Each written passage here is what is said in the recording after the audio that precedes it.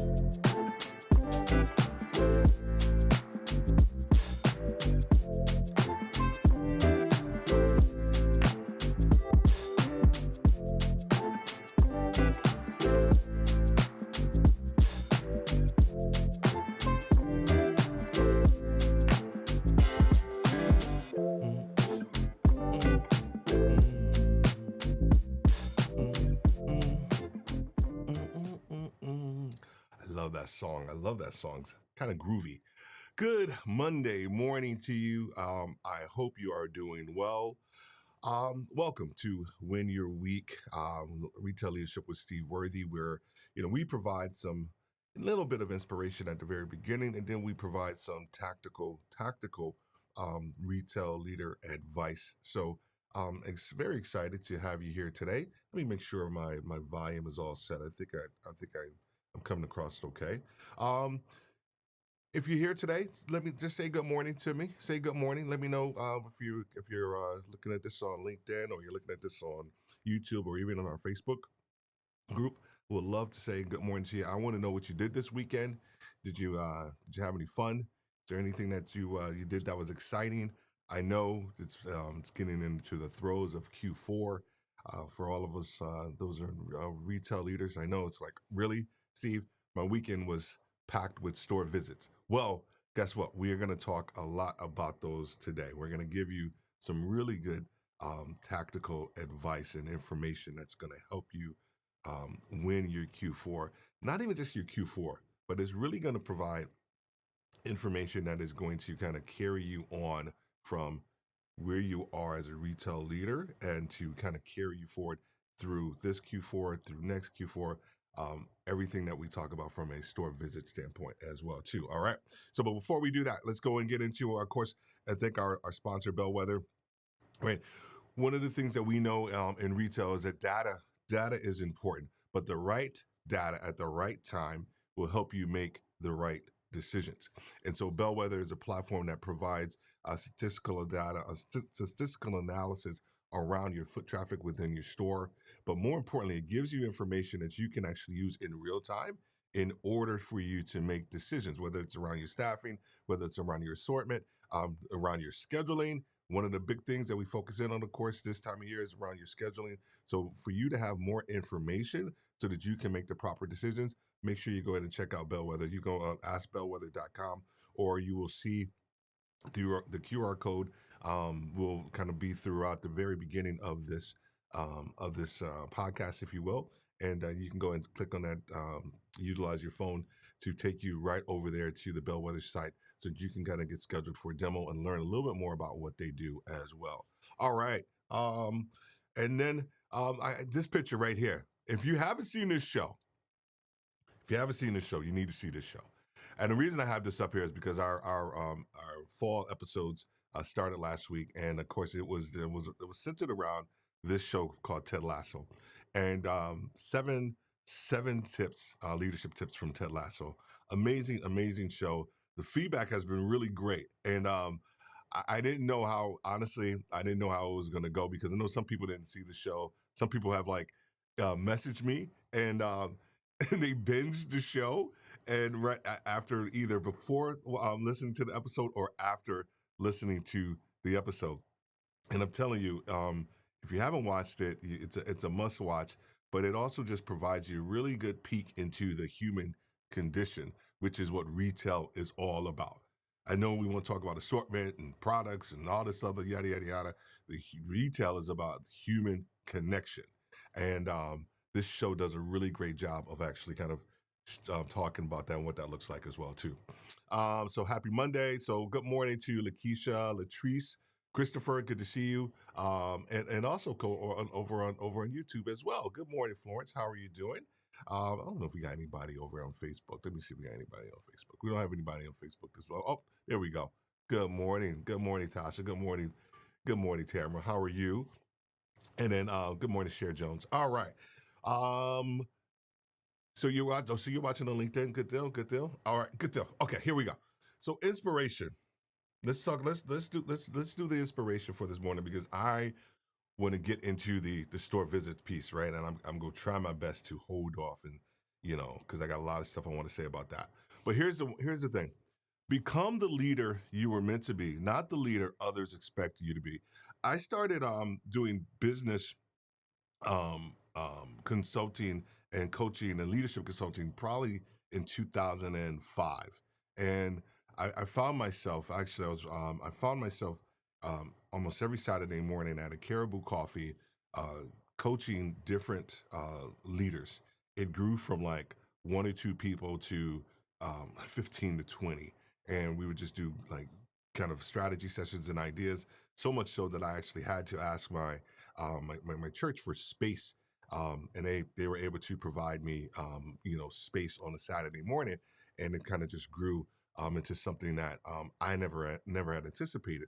The reason I wanted to bring that up is because throughout that process is that I learned that a lot of leaders were struggling in the context of really understanding who they were and what they wanted to stand for.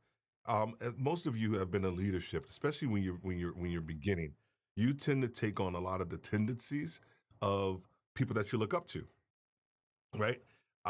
My first book with John Maxwell, Developing a Leader Within You, was given to me in '95, maybe, and I had the privilege of actually living in Atlanta previously, where John Maxwell was quote unquote stationed, if you will. His headquarters was here, and I would attend probably two to three, maybe almost sometimes four conferences a year. I began to do like espouse everything about from John Maxwell. Then I had my pastor Philip Davis. I had him. I had a good friend Bert Turner. So I had a whole bunch of influences as a leader, as a young leader, and I realized that I didn't really understand who I was becoming. I would kind of once again espouse a lot of things that other leaders have, but I didn't have my own thought.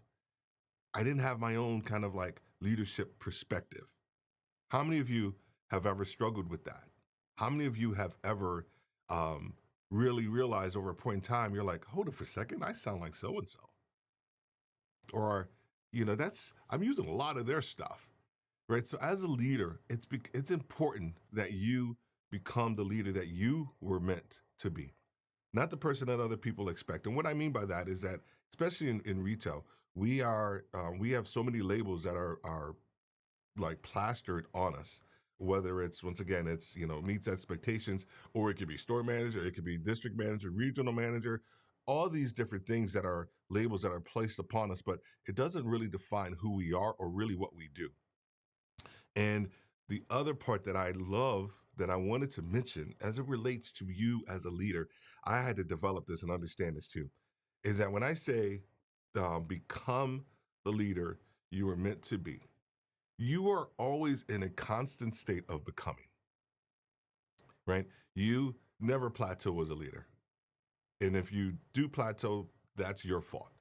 There's too much information, there's too many coaches, there's too much training for you to develop and to become a different the leader that you were meant to be, not the leader that everybody has labeled you to be. And I know it's tough, especially in retail, because um, we see a lot of people get promoted, and we want to take on some of those attributes that actually that actually saw in another person that we think got them promoted. And I'll be very honest with you, those are not going to be the things that get you promoted.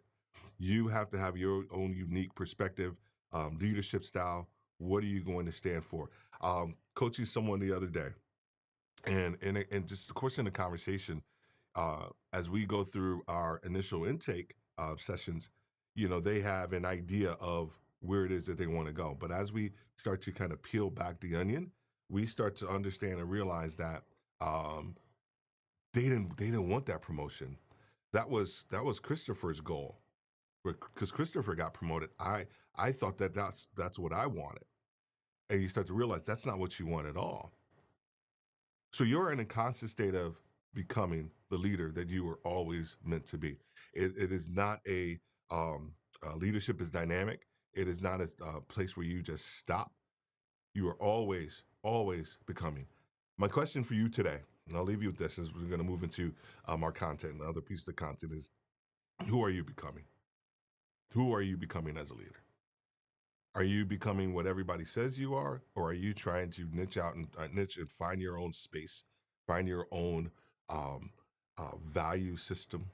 Because if you're not, then guess what? You're going to be just like everybody else. One, God didn't make you be like everybody else, and two, as a leader, as a leader, as a leader, you have unique abilities that are just for you, just for you. No one can communicate the way that you can communicate.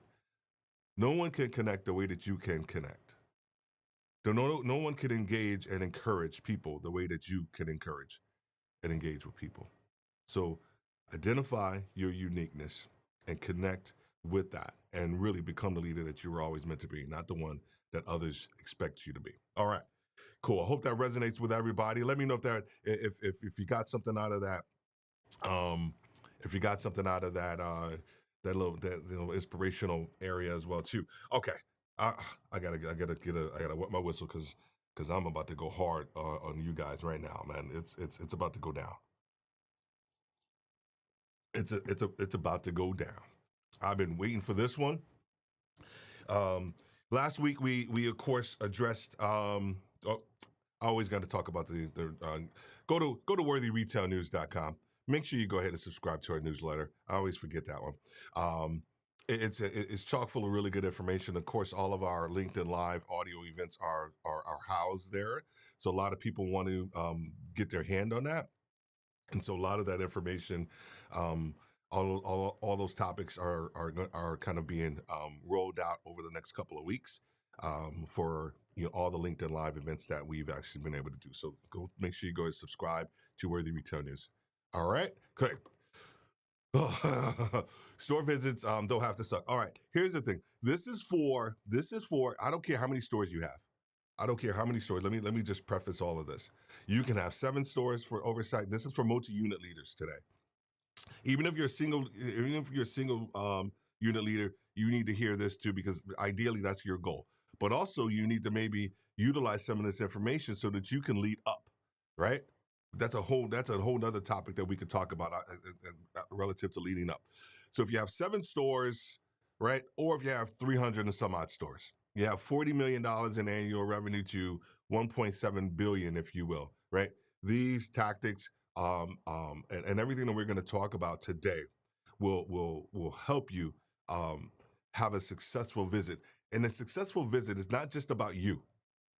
It's not just about like I got this store checked off, I got that store checked off, I got this one, right? Right. There is some of that. I get it. Believe me, I get it. You know, when I had 300 some odd stores, it was like, oh shoot, I'm not going to see this store for another year.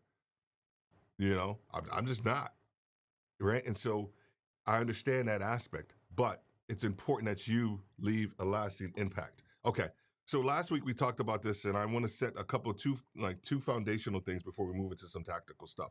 Um, the store visit is the ability to assess quickly, infer properly, help identify help.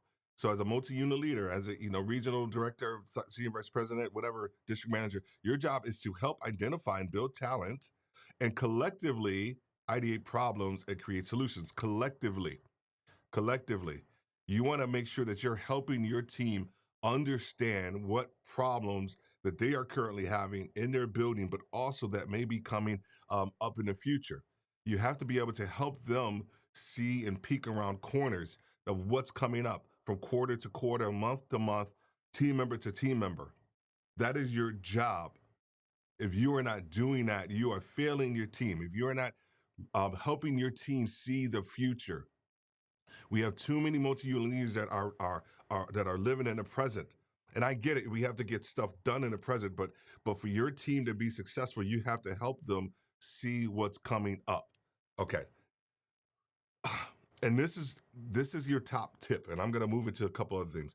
But your approachability will save you time, help you with retention, and help you grow in your capacity. One, because you don't have a lot of capacity in the context of like you're getting more stores, right? You're getting more leaders. So your capacity, your bandwidth is tight. But the other side of capacity is your ability to take in information and then do something with that information. So approachability, as I define it, is the difference between being informed versus finding out. It's strength through connection, and it's empowerment through access. And I'm going to harp on the first one because the other two are really dope as well. But the first one is the one where the you have to understand this, and this saves you time in a store visit as a multi-unit leader. You don't have to spend 2 hours. A lot of times you spend 2 hours in the stores because you're trying to find something out. You're trying to uncover something because your team is not informing you. Right? How many of us, you can raise your hand. How many of you have walked into a store and you just know, this is not going to go well? Right? I can raise my hand. You just know it's just not going to go well. I have walked in, I don't know how many stores, and I'm just like, okay, this one's going to be a rough one. It could have started in a parking lot with carts all over the place, or it could have it's just a feeling. If you've been doing this for a while, right? You know that feeling. You walk in, you're like, oh man, this is not gonna go well. Or you walk in and you're like, okay, I'm probably gonna be here in 15 minutes. Do a quick racetrack or do, check on some of the key initiatives, talk about talent, and I may be done in 15, 20 minutes. Right? You understand that. And then your approachability, actually level of approachability, helps you with understanding that, gauging how that visit's going to go, because you know your connection level with the team. You know your connection level with the team, with the business. Approachability is the secret sauce for retail leaders. It is. And if you want to learn more about it, please make sure you connect with me. We do this in our coaching training. We have our leadership playbook, but we also address it with this other program I have, Make a Move, where we help leaders understand how to make a move up, on, or out of the organization. We talk about approachability and your ability to actually connect with your team at a deeper level. So make sure you connect with me. Over at worthyretail.com, or if you're over here on LinkedIn, just make sure you just go ahead and DM me as well. All right. I'm not going to go too deep in this one because this is a whole separate topic, but you have to understand the difference between systemic and non-systemic issues. You have to understand that. as a multi-unit leader, when you walk into a store, your goal, your focus should be on systemic problems. You can touch upon non-systemic, but you have to make sure that you're helping them address the systemic problems within their store. All right, so let's go ahead and move into this one, the know one thing. This is going to help you out right now. Um, Great visits depend on the strength of your calendar and your notes. 100%. Have a plan, but leave room for a creative thought. Great visits depend on the strength of your calendar. I know you probably thought that I was going to start with something else to know, but no, it's this right here. If your calendar, if your calendar isn't tight, right? If your calendar isn't setting you up for success and setting your stores up for success, if your calendar doesn't understand the ebbs and flows of your business and then understand the ebbs and flows of that store and then take into consideration what time of year it is, right? I I had a new boss and it was Q4. It was probably no, and it was Black Friday. And it was Black Friday. This is when Black Fridays were Black Fridays. And new boss comes in the store and they want to do a whole like racetrack. And I'm and me just understanding multi-unit, right? Because I taken a step back to actually take a store manager role so that I can move up to join the company, then move up. I knew multi-unit. And I'm like, this is not the day for you to come into my store and want to do a full racetrack with me and my team. And I had to let them know. I said, can I just be honest with you? I don't think this is the right time to do a full racetrack visit. Right? My store is bananas right now. If you want to do anything, you can do a racetrack and then we can meet up later, right? Because I have too many moving parts going on. And I said that to say is that you have to be able to understand and understand the temperature of the store and what's taking place. So your calendar has to take all of that into consideration. The number of stores that you have, when are you going to be visiting them, and then what is the sense of urgency around getting to those stores, frequency, all of those different things. But the notes, I know the majority of companies now, of course, have their iPads and things like that, and or even on your phone, and you do the visit notes. Do not neglect the visit notes. Do not neglect taking copious visit notes. Uh, if you are not writing down wins, losses, opportunities, all those, and even talent, right? Because one of the things we always talk about, about the interview piece is that there's an interview before the interview, and so understanding and addressing, taking notes around talent. Hey, I met so and so today. Great communication. Could work on so and so. Great. All of that information.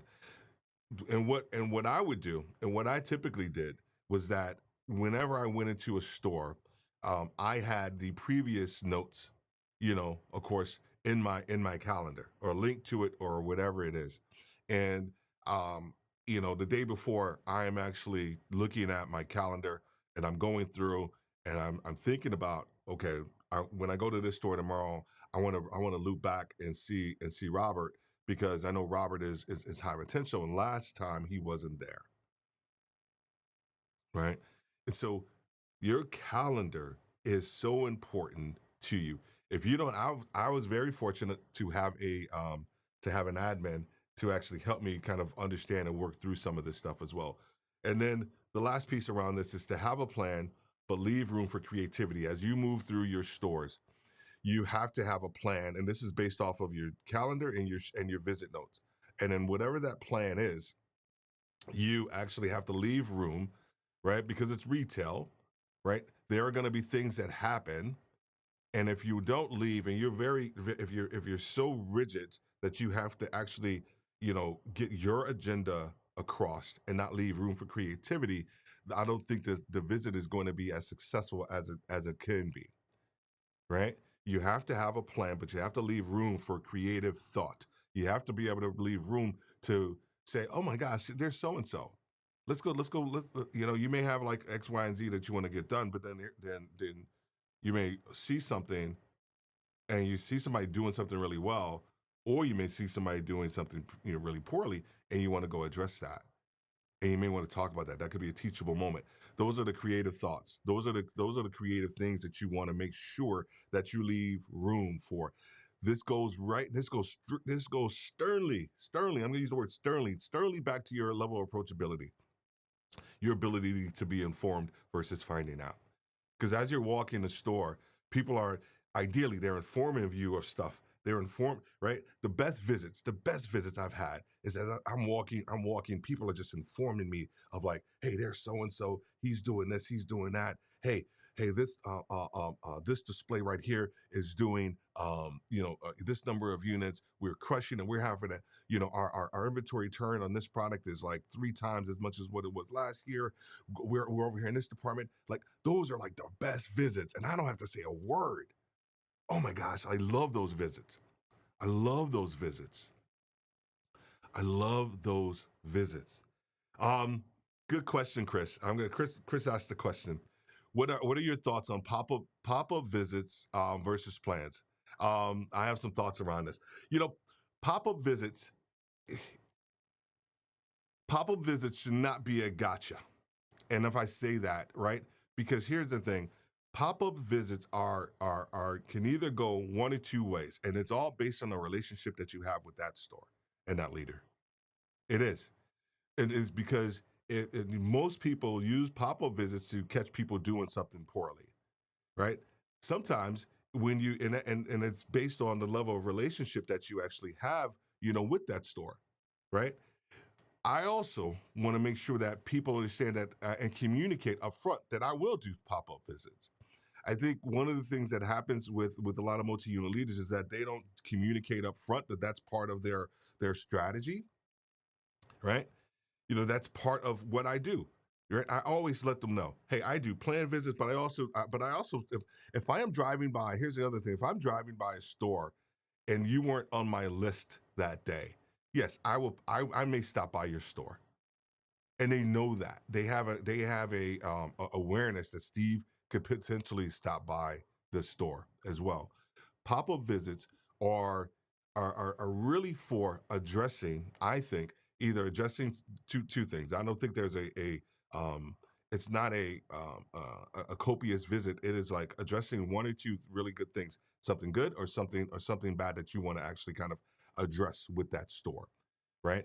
Or it could be the fact that there is a corporate initiative around a display, and your goal is that I want to make sure that I get to every one of my stores. So that pop up visit may not be in the normal course of your store visits, and so there's an idea that you probably that there's a perspective that you may want to utilize that pop up visit strategy to make sure everybody is actually doing what they're supposed to be doing, and that display is there. It's a great question. Great question. Great question. All right. Just a top tip, and this kind of goes to a little bit of what Chris was talking about. I'm gonna give you this top tip real quick, and I don't know how many people don't do this. There are so many personality types and tests that are out there. One of the best things that you can do as a leader is to understand, and I don't know, I know at certain levels they do personality assessments and all these different things. One of the best things that you can do, probably once every 6 months, is to kind of review the personality type of your team or the personality results, Myers-Briggs, DISC, all of that other good stuff, right? And here's why I say that is because it helps you understand how to continuously communicate your message with your team. Because over time, if it's a really good relationship, we can become lackadaisical in our communication with some of our top talent, or we could actually become a little standoffish with some of our talent that's actually not doing so great, and we lose the essence and the power of our communication because we forget how to communicate with that person, and we communicate out of our position. And I think the worst thing that you can do is to communicate it out of your position, because you become a positional leader, and your position already has authority. So you need to communicate out of the idea of being effective, so that this person actually understands their role they play in the communication that you're providing and what you want to see happen. Right? The positional leaders can continue to communicate positionally, and that's what they end up getting. They don't get the results that they really want, or it takes them longer to get the results that they really want. I love to communicate out of the sense of relationship and connection, right? Because if I'm able to do that, guess what? They're they're they're going to want to do things based off of that, not based off of the position that when I come into the store. And I want ownership. That's where the difference from a visit where I'm being informed on stuff. That's the difference from coming to a store and having to ask all of these questions. So I have to find out stuff, right? So make sure you understand how to communicate with your team. You can ask them, hey, how's our communication? I've done that. How's our communication? Is there something I'm not giving you? Is there something that you need more from me? Right? Help them. Help make sure you're doing that as well too. All right. Cool. I hope this is making sense. I hope this is really helping you. Um, Let me know in the chats if this is helping you out, if you're getting any value out of this. And I just want to make sure, Robert, I see your comments. The systemic versus non-systemic issues, so important. I always say we need to stop majoring on the minors. Yeah, listen to me. If you can fix that end cap in like before I leave the store, I'm not even gonna have a conversation about it, right? You know, I'm not even gonna have a conversation about it. Like you know that end cap's blown out. You know that that inline display is horrible. But you got somebody coming in to fix it. Okay, great. Send me some pictures if that's something that you want to do too. All right. So we're gonna talk about ask one thing. As a multi-unit leader, what value do you add? What will they walk away? What will they walk away with today? What value do you add? Your job as a multi-unit leader is to add value to your team individually and collectively, right? I think it's important that when you walk into a store, and I say this all the time, we visit people, not stores.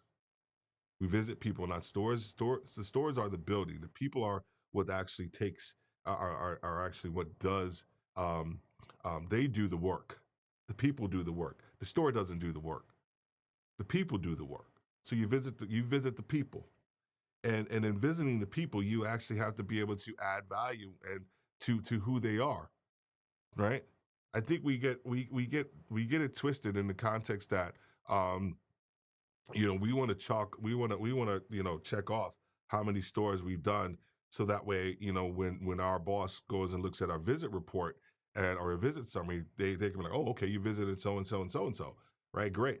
I have seen district managers that I've led, and I go and look at a visit report, and and I'll do a deep dive into a certain store that I know is horrible, and I'll go in and I'm like, oh my gosh, well you marked them as green for the last 3 visits, right? You marked them as green for the last 3 visits. So here's what I do.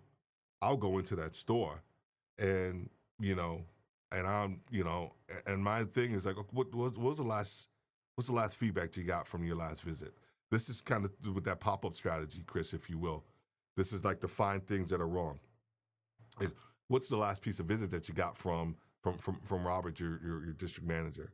Oh, well, he told me that I should be doing X, Y, and Z. And I look on the visit notes, I look at the last 3 visit notes, and it's not there.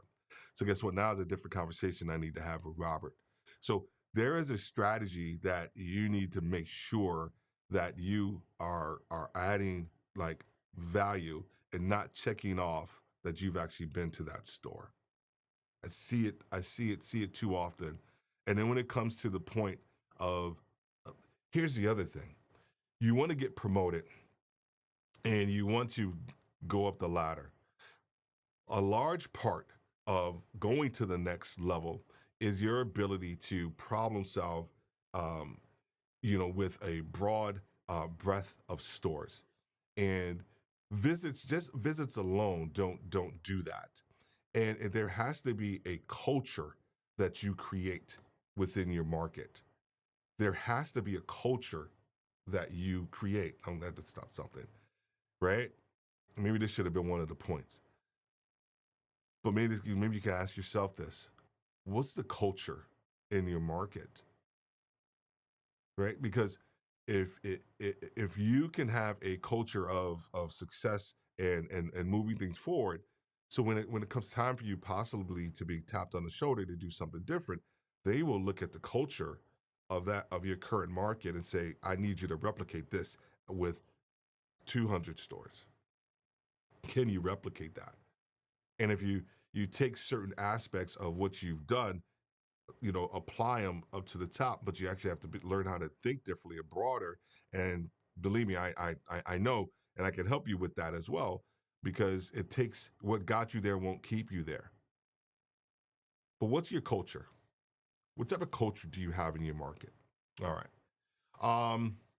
And then a couple other things just to make sure that you are thinking about and you're helping them. You're not giving them the answer, right? I don't like giving people the answer on visits. I know you're doing well. That's part of your job, Steve. You're supposed to give them the answer to. I don't like. I really. I'll do it, or I did it when it really called for it. When they didn't get it. When it got to the point of like, okay, they're not seeing this. They're not seeing this. They're not seeing this. So let me help them see it. And that's where I'm able to either ask a question or have a conversation with them so that they can actually see what I see, right? That's that ability to identify and infer properly that we talked about at the very beginning. What can they fix quickly? What are their top issues?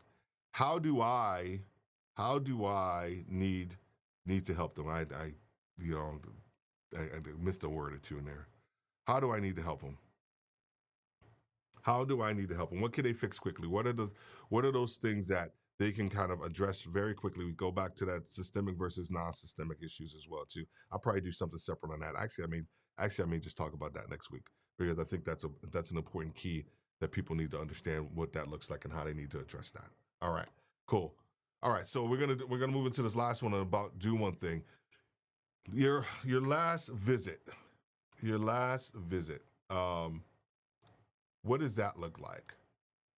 All right, I don't care. I'm gonna do this live because that one is just getting on my nerves. All right, there we go. What does your last visit look like? Right, and here's I think I told the store managers last week. It was like you're only as good as your last visit, right? Um, I would always assess my last visit at that store, right?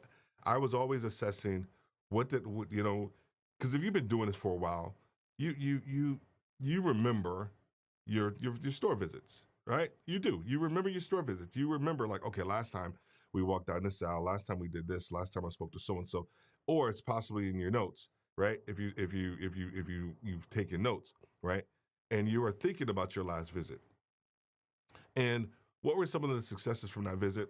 What were some of the things that okay, I want to make sure that they've addressed it, right? You know, and to Chris's point earlier about pop-in visits, it could have been, you know what, it's been I gave them, 3 weeks because they have a systemic issue. And but within that 3 week time frame, I'm going to come back and do a full week visit, a full visit, but I may do a pop-in visit in between that full visit. So those are different strategies that you can use, right? I wouldn't constitute that pop-up visit as an actual visit. I constitute that as like a check-in. Hey, are we good? Are we on track? Are we on trend? What are the things that what else do you need to actually, help with this systemic issue? Talent wise, do you need more HR people to kind of come in and help you with this? Do you is it your in stocks? Is it the logistics? Do you need to bring somebody in to actually help you kind of or get your back room organized? Whatever it may be, right? And then your communication strategy, and then follow up with solutions. Don't say you're going to do something and don't do it. Don't say you're going to do something when you leave out that store and your team is asking you for something, right? you need to be able to do it to the best of your ability. You need to be able to provide them with um, a solution. If one of the best things that I would love to do, I always love to try to do this as much as I possibly could, is that when we have identified a problem within their store and it was out of my wheelhouse, it could have been a logistics problem, it could have been a human resource problem. I have always tried to get on the phone with somebody or shoot an email to somebody before I leave that store. It does two things, right? I can actually now I can go to the next store and not have to worry about it. But the most important part is that your team watched you take action and ideally provide a solution or start the solution cycle going for them. And that inspires trust, right?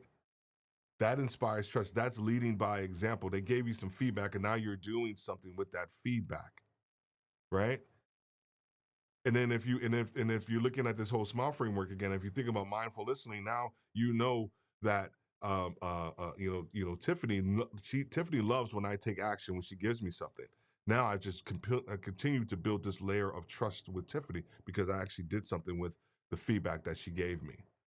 So follow up with solutions and ideally try your best to try to get some of those things resolved or in motion before you actually leave that store.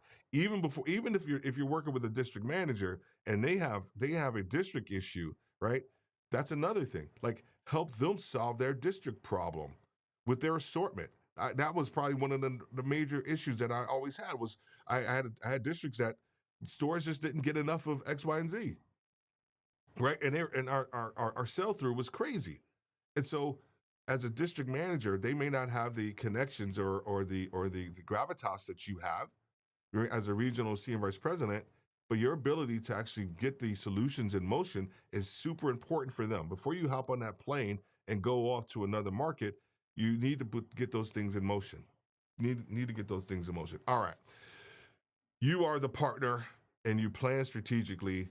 This is the last little bit that I have for you because and it just speaks. I already moved to this one. I just spoke about it. You are the partner, right?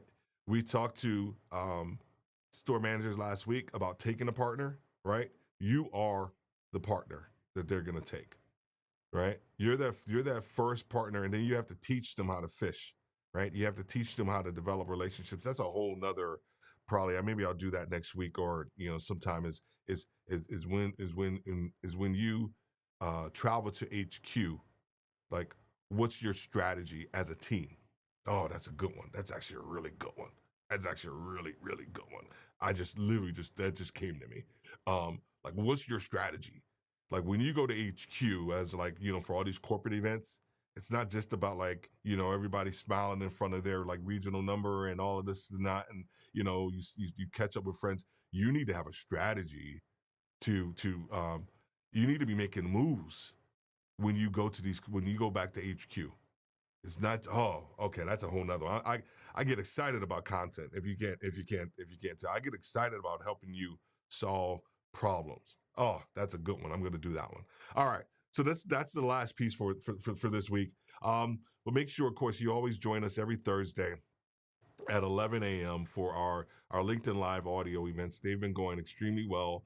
Um, I have a couple of topics that I'm thinking about, so that's why I don't actually have the title for this Thursday. I have a training session that I'm planning for, and that's been taking out of a lot of my time. And so Thursday we will see us Thursday. I'll probably post something later today or tomorrow about what the topic is going to be for our Thursday LinkedIn Live audio event as well too. So I just want to thank everybody for being here today, Chris, Robert, everybody that's actually been in the over on YouTube. We have some people on Facebook as well. Please let me know how this resonated with you. The quote that I left you that I talked about was like around you becoming the leader that you've always wanted to be, not the leader not the leader that others expect you to be. Change doesn't happen with just consuming information. Change happens when people test your assumptions, when you have when you have somebody that can actually kind of look you in the eye and say that may not be the right direction that you want to go in, or they can help you come to that understanding of who you are and where it is that you want to be. I would love to work with you, whether you or your team, to help you become the leader that you've always wanted to be, to help you become a more profitable leader. We address, of course, all of those unspoken issues that retail leaders face. We have two separate programs. We have our Make a Move program, helping leaders make a move up, on, or out of the organization. But we also have our leadership playbook. And our playbook, too many leaders focus on like too many things. And that's your problem. That was my problem, right? You need a playbook. As in retail, every season has a playbook, right? As a leader, you need a playbook where we address approachability, retainability. How do you manage criticism? And then also, how do you focus in on creating a valued opinion for yourself? And then as we kind of develop and work through that playbook, there's a one-on-one session that you have with me, and we help you as a leader, even as a leadership team, develop a communication cadence, develop a playbook to help you understand where you are as a leader, or where it is that you want to go. Because you cannot go to the next level, you cannot go to the next assignment without understanding where you are and who you are first. Stop chasing after everybody else's dreams. You got to chase after yours. You got to chase after yours. So now it's Monday morning. Monday morning, go crush it. Go crush it where you are. That's my last thing that I'm going to say to you today, is that I want you to go crush it where you are. Have a great day. Leave me some comments, leave me some feedback, leave me some thoughts. Even leave me a thought that, for another topic or something like that. I love taking information from all of you and then creating it and making it into something that's going to be valuable to you. All right. Let me make sure I got the right button. Okay. Have a great day, and God bless.